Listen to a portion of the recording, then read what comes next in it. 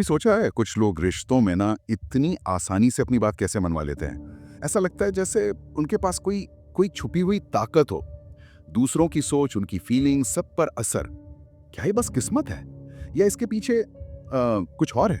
कोई तरीका, कोई सदियों पुरानी रणनीति जो हमें दिखती नहीं? हाँ, ये सवाल तो उठता है और अक्सर इसका जवाब सिर्फ किस्मत नहीं होता। तो आज हम इसी पर थोड़ी गहराई से बात करेंगे।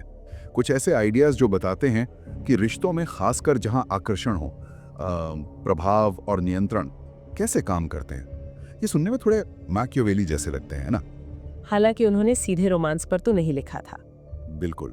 मैकियावेली ने राजनीति की बात की, पर शक्ति, धारणा, इंसान का मनोविज्ञान, ये सिद्धांत तो हर जगह लागू हो सकते हैं, रिश्तों में भी। तो हमारा मकसद है इन रणनीतियों के पीछे का मनोविज्ञान समझना, देखना कि कैसे परसेप्शंस मतलब धारणाएं और इमोशंस यानी भावनाएं, इनको धीरे से बदला जा सकता है। ये जानकारी शायद रिश्तों को समझने का एक नया नजरिया दे। थोड़ा असहज भी हो सकता है। हाँ, हो सकता है, क्योंकि ये तरीके हमेशा सीधे या नैतिक नहीं लगते। चलिए तो शुरू करते हैं ये दिलचस्प, थोड़ी रहस्यमयी सी पड़ताल। सबसे पहले बुनियादी धारणा, परसेप्शन को कंट्रोल करना। ऐसा क्यों है कि आप असल में क्या हैं, उससे ज्यादा जरूरी ये है कि आप दिखते कैसे हैं। ये बहुत बुनियादी बात है। मैकियावेली ने भी यही कहा था। लोग ना असलियत से ज्यादा दिखावे पर रिएक्ट करते हैं। सोचिए, अगर कोई हमेशा एकदम खुला, हमेशा अवेलेबल, प्रिडिक्टेबल लगे, तो शायद उसकी वैल्यू कम हो जाए, उसमें वो बात नहीं रहती। अच्छा, मतलब बहुत ज्यादा खुलेपन से दिलचस्पी कम हो जाती है। हाँ, हो सकते हैं। वहीं दूसरी तरफ थोड़ी दूरी, थोड़ी अनप्रेडिक्टेबिलिटी, वो एक तरह का आकर्षण, एक रहस्य पैदा करती है। यहाँ कंट्रोल पूरी सच्चाई छुपाने में नहीं है, बल्कि एक सोची समझी इमेज बनाने में है, ताकत की, आजादी की, डिजायरेबिलिटी की। जब लोग आपको पूरी तरह समझ नहीं पाते ना, तो वो आपको समझने में ज्यादा कोशिश करते हैं। तो ये सिर्फ बाहर से कैसा दिखना है वो नहीं, रिश्ते की नियम कौन तय करेगा ये भी इसमें आता है। जैसे बातचीत का माहौल, बिल्कुल। इसे कहते हैं ढांचे को नियंत्रित करना, कंट्रोलिंग द फ्रेम। इसका मतलब है कि रिश्ते के नियम, बातचीत का तरीका, उम्मीदें, ये सब आप तय करें, पर बहुत धीरे से, बिना जताए। बिना जताए कैसे?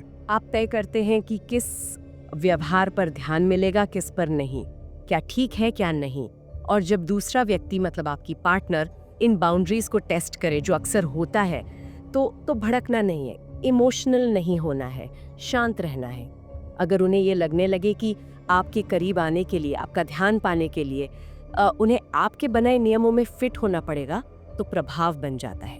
आप उन्हें अपनी दुनिया में ला रहे हैं, वो आपको अपनी दुनिया में नहीं ले जा रहे।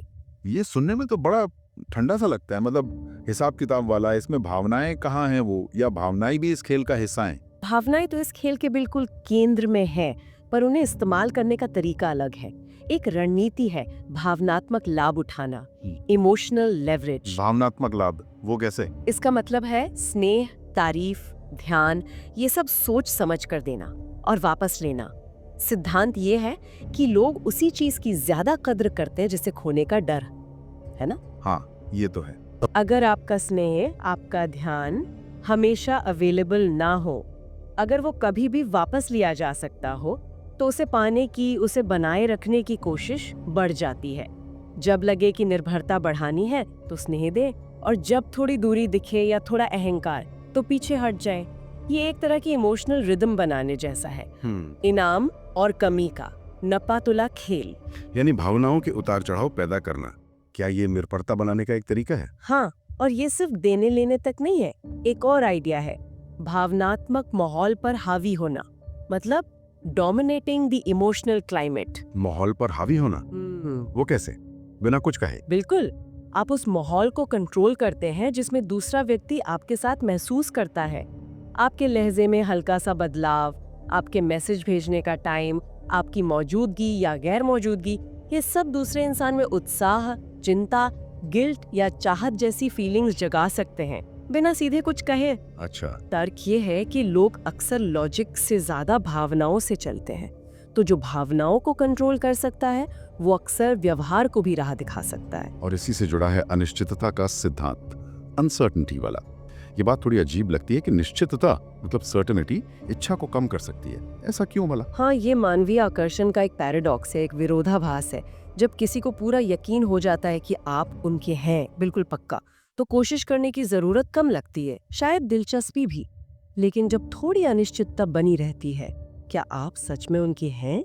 क्या आपकी दुनिया में और भी कुछ है? क्या उन्हें खोने का हल्का सा डर है? तो ये अनिश्चितता इच्छा को जिंदा रखती है। ये जैसे शक के छोटे छोटे बीज बोना है।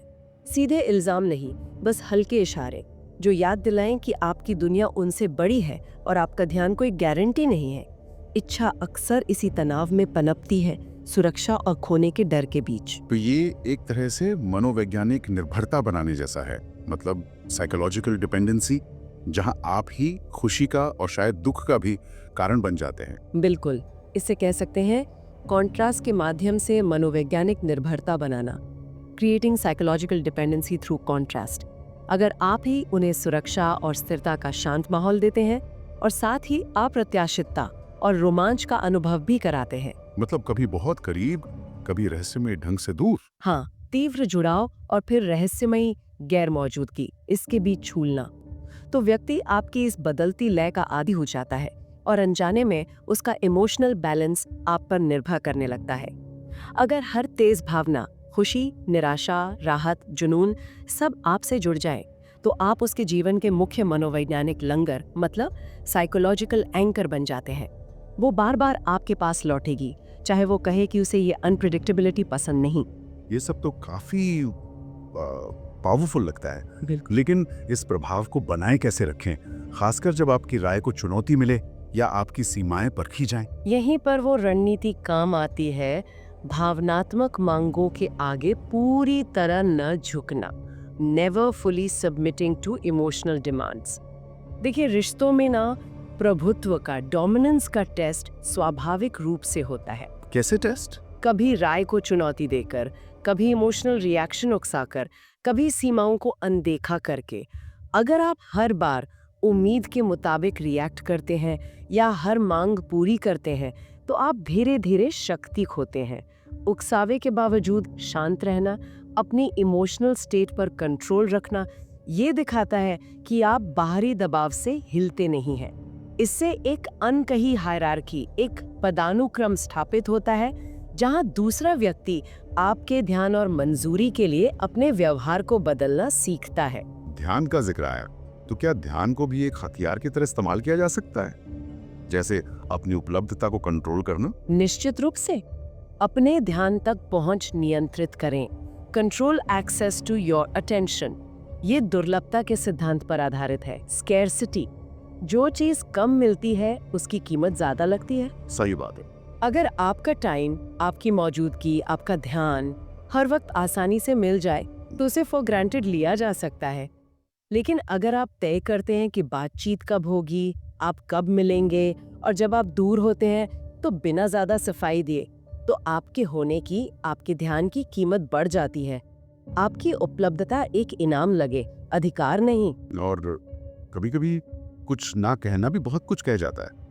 चुप्पी का क्या रोल है इसमें? साइलेंस। चुप्पी को हथियार की तरह इस्तेमाल करना, master silence as a weapon, ये बहुत शक्तिशाली हो सकता है। कैसे? जब कोई आपसे जवाब या रिएक्शन की उम्मीद कर रहा हो और आप चुप रह जाएं, तो वो खालीपन को अपनी कल्पनाओं, अपनी असुरक्षाओं, अपने अनुमानों से भरने लगते हैं। दिमाग ज्यादा सोचने लगता है, चीजों को एनालाइज करने लगता है। क्या हुआ? क्यों हुआ? चुप्पी आपको प्रिडिक्टेबल से रहस्यमय बना देती है, और रहस्य में अक्सर एक चुंबकीय आकर्षण होता है। ये सामने वाले को थोड़ा असंतुलित कर सकता है, जबकि आप कंट्रोल में रहते हैं। ये सब तो काफी डायरेक्ट रणनीतियां लग रही हैं। क्या कुछ इनडायरेक्ट तरीके भी हैं जिनसे प्रभाव डाला जा सकता है, जैसे दूसरों की राय का इस्तेमाल करना, सोशल इन्फ्लुएंस? हाँ, बिल्कुल। सामाजिक प्रभाव को हथियार बनाना, वेपनाइज सोशल इन्फ्लुएंस, ये इसी से जुड़ा है। लोग अक्सर दूसरों की नजरों से भी किसी व्यक्ति की कीमत आंकते हैं। मतलब अगर दूसरे लोग आपको पसंद करते हैं तो वो भी ज्यादा पसंद करें। हाँ, कुछ वैसा ही। अगर आपके आसपास के लोग आपकी तारीफ करते हैं, इज्जत करते हैं या आपसे जलते भी हैं, तो ये सोशल प्रूफ, ये सामाजिक प्रमाण आपकी पार्टनर की नजर में आपकी कीमत बढ़ा सकता है। अपने आप को ऐसे लोगों से घेरना जो आपकी डिजायरेबिलिटी को मजबूत करे, या दूसरों से आपकी तारीफ उन तक पहुंचना, ये सब अप्रत्यक्ष रूप से आपके प्रति आकर्षण और सम्मान को बढ़ा सकता है। स्टेटस जुड़ जाता है आपसे। और विचारों को रोकने के बारे में क्या? Implanting ideas. क्या किसी के मन में कोई विचार ऐसे डाला जा सकता है कि उसे लगे कि वो उसी का है? का सबसे महीन रूप है विचारों को ऐसे डालना जैसे वे उसके अपने हो। Implant ideas as if they were her own. सीधे आदेश देना या सलाह देना वो अक्सर काम नहीं करता। लोग रेजिस्ट करते हैं। हाँ, करते हैं। लेकिन अगर आप कैजुअल कमेंट्स करें, ओपन एंडेड सवाल पूछे या ऐसी कहानियां सुनाएं जो धीरे धीरे किसी खास विचार या व्यवहार की तरफ इशारा करती हो, तो व्यक्ति खुद उस नतीजे पर पहुंच सकता है।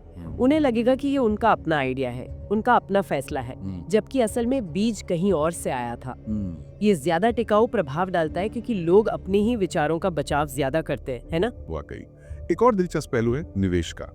इन्वेस्टमेंट, उसे आप में निवेश करने दें। Make a invest in you. ये कैसे काम करता है?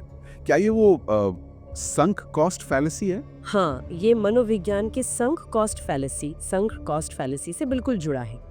इसका मतलब है कि जब हम किसी चीज में अपना टाइम, इमोशंस, एनर्जी या पैसा लगा देते हैं तो हम उसे छोड़ने में हिचकते हैं, भले वो हमारे लिए सही ना हो। हमें लगता है हमारा सारा इन्वेस्टमेंट बेकार हो जाएगा। अच्छा, हाँ।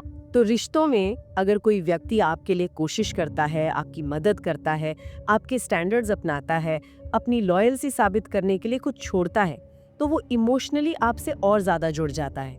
जितना ज्यादा निवेश उतना ही मुश्किल छोड़ना। आप ऐसी स्थितियां बना सकते हैं जहां उन्हें आपका ध्यान या मंजूरी पाने के लिए कुछ करना पड़े, कुछ इन्वेस्ट करना पड़े। ये सब सुनने में ऐसा लगता है जैसे शक्ति पूरी तरह एक ही व्यक्ति के हाथ में आ रही है। क्या ये हमेशा काम करता है? क्या कभी थोड़ी ढील देना भी जरूरी है? बहुत अच्छा सवाल है। पूरी तरह हावी होना मतलब एब्सोल्यूट डोमिनेंस, वो अक्सर विद्रोह या नाराजगी पैदा करता है, रिजेंटमेंट। इसलिए एक और रणनीति है उसे नियंत्रित जीते देना। Give her controlled victories.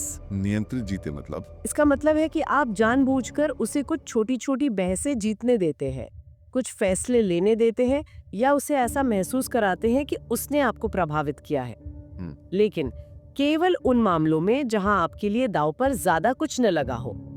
इससे उसे लगता है कि वो भी पावरफुल है, वो संतुष्ट रहती है, लेकिन रिश्ते की बड़ी दिशा, बड़े फैसले वो अभी भी आपके कंट्रोल में रहते हैं। ये बैलेंस बनाने का एक तरीका है। और एक और बात, भावनाओं को अपनी मौजूदगी से जोड़ना, वो कैसे होता है? हाँ, शक्तिशाली भावनाओं को अपनी उपस्थिति से जोड़ना। Anchor powerful emotions to your presence. हमारा दिमाग ना तेज इमोशनल अनुभवों को उस व्यक्ति से जोड़ता है जो उस पल में मौजूद हो। अच्छा। तो अगर आप तीव्र भावनाओं के पल बनाते हैं, चाहे वो एक्साइटमेंट हो, राहत हो, जुनून हो, जब आप उसके साथ हो तो वो भावनाएं आपसे जुड़ जाती हैं। अगर आप उसे बोरियत, तनाव या डर से निकालने वाले हो तो उसके इमोशनल हाइज हमेशा आपसे जुड़ जाएंगे। और अंत में समय का महत्व। बातचीत या मुलाकात को कब खत्म करना चाहिए, ये भी मायने रखता है। बिल्कुल, एक बहुत जरूरी सिद्धांत है। बातचीत तब खत्म करें जब वो चाहती हो कि जारी रहे। End interactions before she wants them to end. मतलब हमेशा उसे और चाहने की स्थिति में छोड़ना। हाँ, अगर आप हमेशा मुलाकात या बातचीत को उसके पीक पे खत्म करते हैं, जब सामने वाला और ज्यादा चाह रहा हो, ना कि तब जब वो फीकी पड़ने लगे, तो आप एक प्रत्याशा, एक एंटिसिपेशन और एक लालसा, लॉन्गिंग पैदा करते हैं। हमेशा उसे थोड़ा और चाहने की स्थिति में छोड़ना आपकी कीमत और आकर्षण बनाए रखता है। और ये चीज रणनीतिक वापसी यानी स्ट्रेटेजिक विड्रॉल से भी जुड़ती है। रणनीतिक वापसी? ये सामने वाले को आपके बारे में सोचने, हर बात को एनालाइज करने और आपकी वापसी की चाहत रखने पर मजबूर कर सकता है। अनुपस्थिति अक्सर मौजूदगी के असली मूल्य का एहसास कराती है। जब कोई चीज चली जाती है तभी उसकी कीमत समझ आती है। तो आपने देखा कि कैसे ये विचार बताते हैं कि प्रभाव अक्सर बहुत बहुत सूक्ष्म मनोवैज्ञानिक स्तर पर काम करता है। धारणाओं को गढ़कर, भावनाओं को दिशा देकर, अनिश्चितता और निर्भरता का एक ताना बाना बुनकर, और ये सब बिना सीधे तौर पर कुछ मांगे या जबरदस्ती किए हो सकता है। हाँ, और ये समझना जरूरी है कि इन रणनीतियों का जिक्र ये समझने के लिए है कि शक्ति और प्रभाव की डायनामिक्स कैसे काम कर सकती है। ये कोई सलाह नहीं है कि इन्हें अपनाया जाए। इन तरीकों के पीछे एक चेतावनी भी है। इनका गलत इस्तेमाल विश्वास को हमेशा के लिए खत्म कर सकता है, रिश्तों को खोखला बना सकता है। नहीं है जो पूरी तरह बराबरी, पारदर्शिता और सहजता पर आधारित रिश्ता चाहते हैं। ये मैकियावेली की तरह इस बात को मानते हैं कि मानवीय रिश्तों में अक्सर शक्ति का खेल चलता रहता है, चाहे हम माने या ना माने। ये वाकई सोचने पे मजबूर करता है। क्या रिश्तों में इस तरह की प्रभाव की गतिशीलता, ये पावर डायनामिक्स हमेशा किसी न किसी रूप में मौजूद रहती हैं, चाहे हम उन्हें पहचाने या नहीं? और क्या इनके बारे में जानना ही इनसे बचने का या इन्हें समझने का सबसे अच्छा तरीका है? या फिर कई ये जागरूकता हमें हर बातचीत में छुपी हुई चालें ढूंढने पर मजबूर करके रिश्तों को और जटिल तो नहीं बना देती? ये एक ऐसा सवाल है जिस पे शायद हमें अकेले में और सोचने की जरूरत है। अगर आप यहाँ तक आ गए हैं तो आपको 5 कम्युनिकेशन ट्रिक भी चाहिए होगी जिससे आप किसी को भी कन्वर्सेशन से हिप्नोटाइज कर सकते हैं। तो इस वीडियो पर क्लिक कीजिए। याद रखिएगा ये तो स्टार्टिंग है, आगे और भी बहुत स्ट्रॉन्ग साइकोलॉजिकल टेक्निक्स आने वाली है। उन्हें पाने के लिए हमारे चैनल आर्काइव माइंड शिफ्ट को सब्सक्राइब करें और वीडियो को लाइक एंड शेयर करें।